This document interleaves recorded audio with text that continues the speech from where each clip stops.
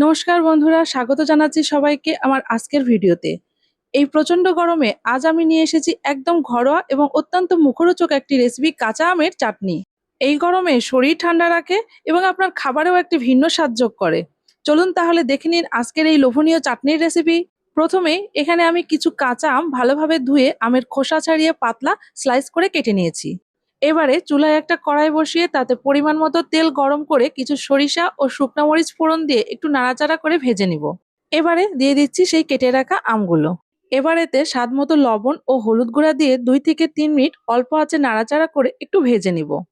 আমগুলো ভাজা হয়ে গেলে এবার এখানে সিদ্ধ হওয়ার জন্য আমি 2 কাপ পরিমাণ জল দিয়ে দিচ্ছি।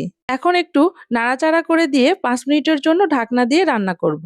5 মিনিট পর ঢাকনা তুলে আমগুলো ভালোভাবে সিদ্ধ হয়ে এলে স্বাদ মতো চিনি দিয়ে দিব।